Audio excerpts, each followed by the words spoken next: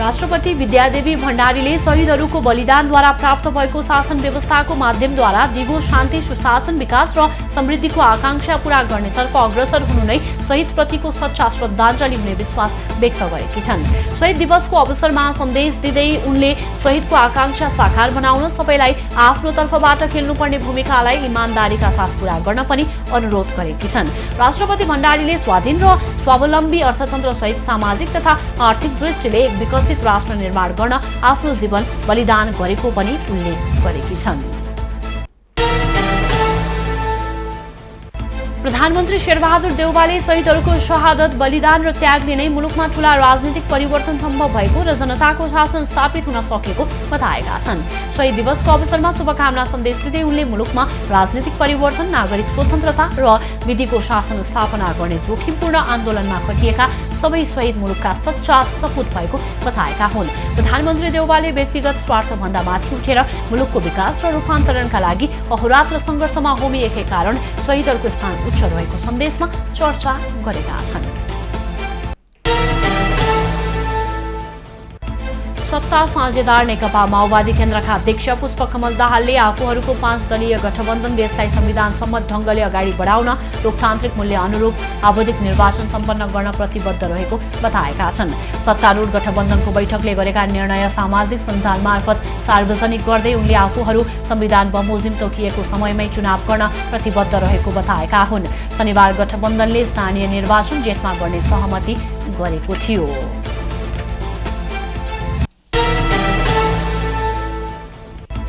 मोरङको धनपालथान गाउँपालिका 7 स्थित उखुबारीमा हत्या गरेर खाल्डोमा पुरिएका दुवैजनाको पहिचान खुलेको छ। माघ 13 मा खाल्डोबाट उत्खनन गरिएको सप्तरीका शम्भु चौधरीको रहेको पुष्टि भएको प्रहरीले जनाएको हो। चौधरी सप्तरीको शम्भुनाथ नगरपालिका 4 का स्थानीय हुन्। यसअघि अर्को खाल्डोमा भेटिएका सुनसरीको धरान उपमहानगरपालिका 3 घर भएका राजेन्द्र कुमार श्रेष्ठको पहिचान खुलिसकेको थियो।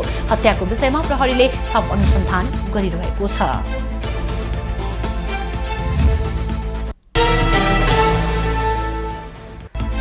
पर्सामा एक प्रहरी जवान मृत फेला परेका छन्। पोखरिया नगरपालिका 1 बनकटवाका घर भएका प्रहरी जवान रिपु कुमार गिरी आफ्नै साथी पोखरिया 4 बस्ने जितेन्द्र रौनियालको कोठामा शनिबार राति मृत फेला परेका हुन्। बारामा कार्यरत गिरी घर बिदामा आएका थिए। प्रहरीले गिरीको मृत्युको कारण खुलाएको छैन। प्रहरीले गिरी मृत भेटिएको घरमा बस्ने 2 जनालाई नियन्त्रणमा लिएर अनुसन्धान अघि बढाएको छ। कोरोना जोखिमको कारण देखाउँदै आजका लागि बोलाइएको प्रतिनिधि सभा बैठक स्थगित गरिएको छ। संसद सचिवालयले सूचना निकाल्दै बैठक आगामी माघ 26 गतेका लागि सारिएको जानकारी दिएको हो। कोरोना संक्रमणको जोखिम यथावत रहेका कारण बैठक स्थगित गरिएको सूचनामा उल्लेख छ।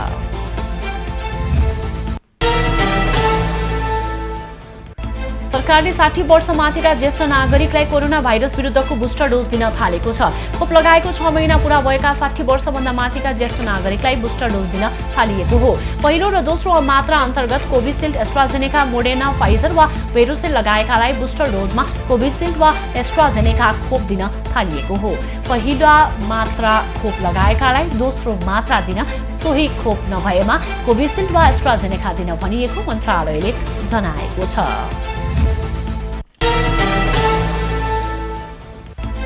नेपाल कम्युनिस्ट पार्टीका अध्यक्ष ऋषि खट्टेललाई पार्टीले निष्कासन गरेको छ। पार्टीको हित विपरीत काम गरेको आरोप लगाउँदै पार्टीका कार्यवाहक अध्यक्ष तथा एकताको राष्ट्रिय सम्मेलन तयारी समितिका संयोजक लोकनारायण सुवेदीले साधारण सदस्य समेत नरहने गरी खट्टेललाई पार्टीबाट निकालिएको जानकारी दिएका हुन्। खट्टेलले दलको अहितमा काम गरेको र त्यसका लागि जाँचबुझ गर्न गठन गरिएको समितिको सिफारिसका आधारमा उनलाई निष्कासन गरिएको पार्टीद्वारा जारी विज्ञप्तिमा उल्लेख छ।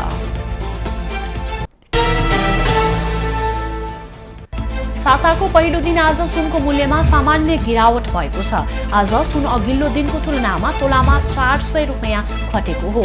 आज छापावाला सुन प्रति तोला 92,200 र तेजाबी सुन प्रति तोला 91,700 रुपैयाँ कायम भएको छ। त्यस्तै चाँदी पनि आज तोलामा 15 रुपैयाँले घटेर प्रति तोला 1,250 रुपैयाँमा कारोबार भइरहेको छ।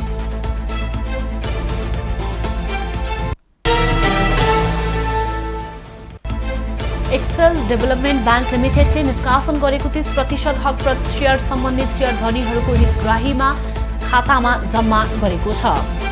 कम्पनीले असोज 25 गतेदेखि कार्तिक 29 गतेसम्म बिक्री गरेको उक्त हकप्रत शेयर धितोपत्र दोस्रो बजारमा माघ 4 गते सूचीकृत गराए पश्चात सम्बन्धित शेयर धनीहरूको हितग्राही खातामा जम्मा गरेको हो।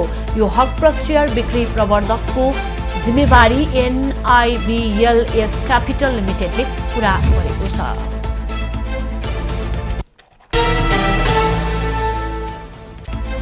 विश्वभर थप 26 लाखभन्दा धेरैमा कोरोना संक्रमण पुष्टि भएको छ। पछिल्लो 24 घण्टामा गरिएको नमुना परीक्षणमा 26,25,000मा कोरोना संक्रमण भएको छ। अमेरिकामा 1,89,000, भारतमा 2,29,000, ब्राजिलमा 2,07,000, इटलीमा 1,37,000, जर्मनीमा 1,43,000 संक्रमित थपिएका छन्। अहिले विश्वभर सक्रिय संक्रमितको संख्या 7,27,00,000 भन्दा बढी छ। पछिल्लो 24 घण्टामा थप 7,629 जना कोरोना संक्रमितको मृत्यु भएको छ।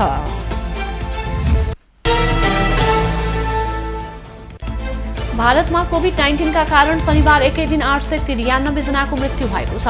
पछिल्लो 24 घण्टामा 2,34,000 नयाँ संक्रमित थपिँदा 800 भन्दा बढीको मृत्यु भएको हो। अहिले भारतमा सक्रिय संक्रमितको संख्या 18,84,937 रहेको छ। दैनिक संक्रमण दर 14.50% रहेको स्वास्थ्य मन्त्रालयले जनाएको छ।